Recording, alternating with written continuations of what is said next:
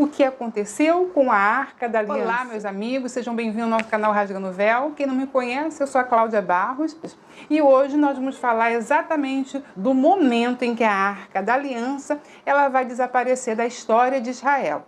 E o seu último momento é quando ela é colocada no Templo de Salomão.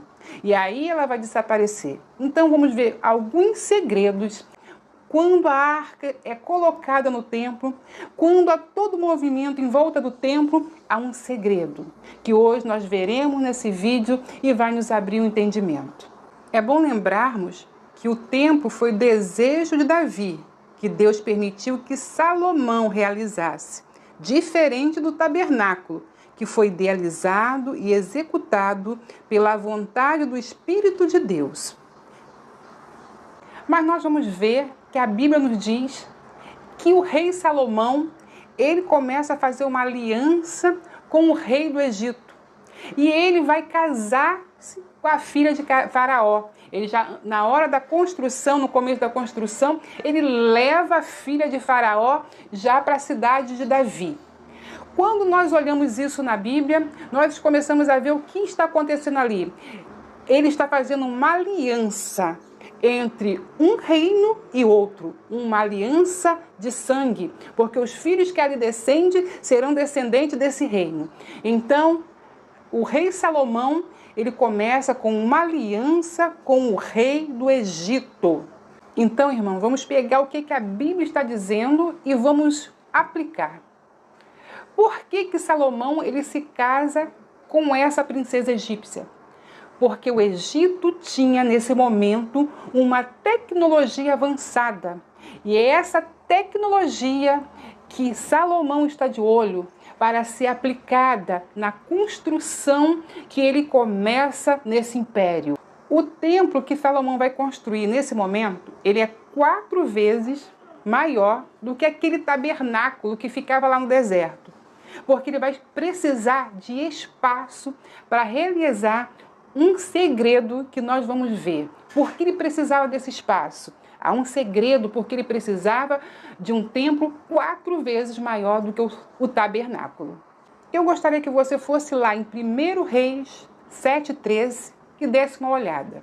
Porque ali Salomão vai buscar um homem, um artesão de Tiro, Hirão de Tiro, que ele era poderoso no trabalho de bronze. E esse homem vem para a construção do templo. E como nós já tínhamos visto nos vídeos passados, Deus, para construir o tabernáculo, chama Bezalel, um homem cheio do Espírito Santo de Deus, da tribo de Judá. Então nós vimos uma separação nas escolhas. Mas vamos continuar para ver aonde isso vai dar. E esse homem aí, Hirão, ele formou 2 colunas de cobre, como vocês estão vendo aí à frente no desenho.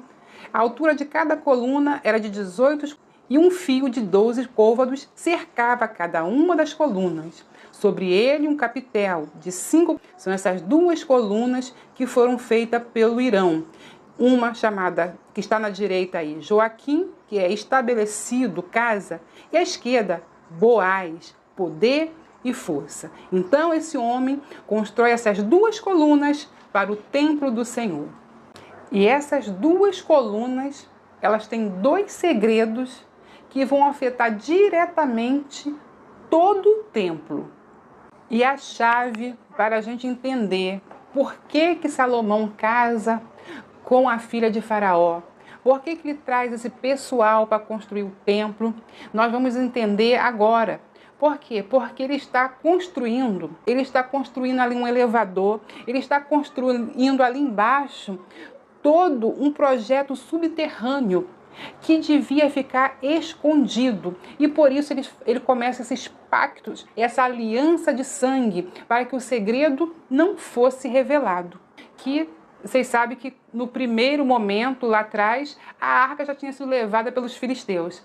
Só que agora Salomão, ele não vai permitir que a arca seja levada assim de qualquer maneira. Como as colunas são formadas, que está aí em 1 Reis 7, a partir do 14. Então, quando houve a construção do templo, Hirão ele vai construir as colunas com 18 côvados, os capitéis com 5 côvados. Assim foi feito.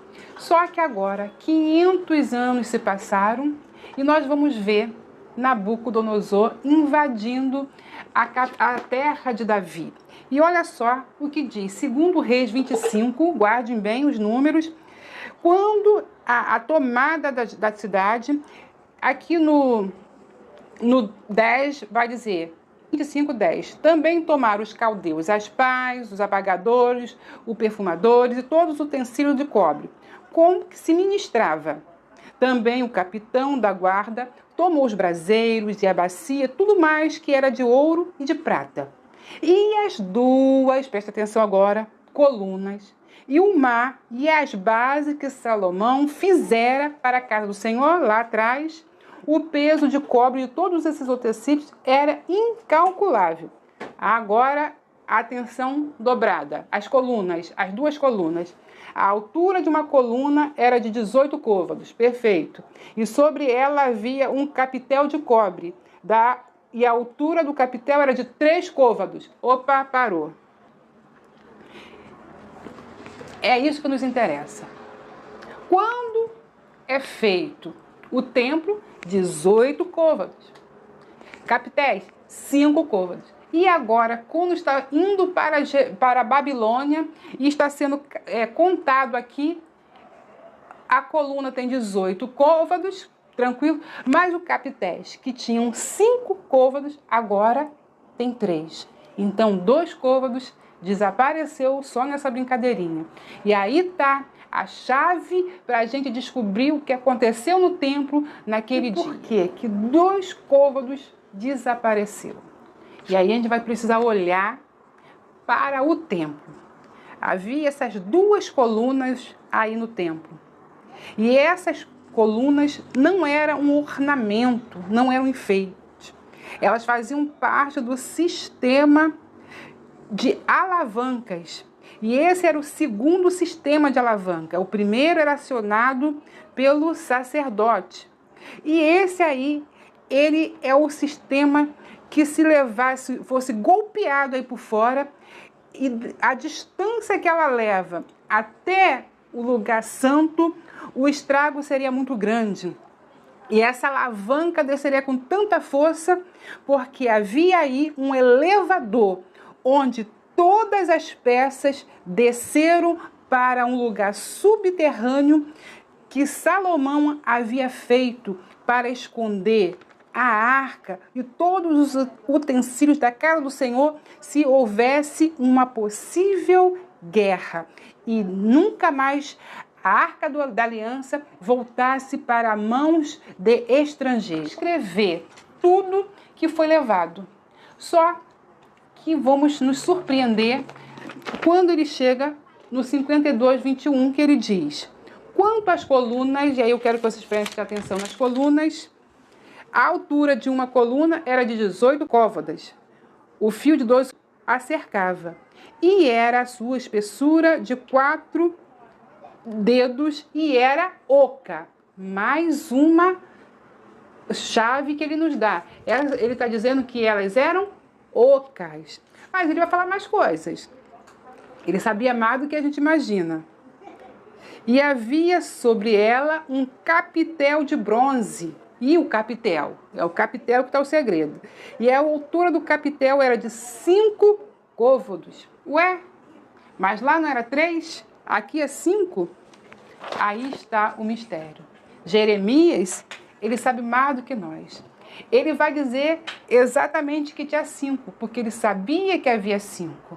Então, tudo nos diz que Deus havia revelado para Jeremias o tempo da invasão.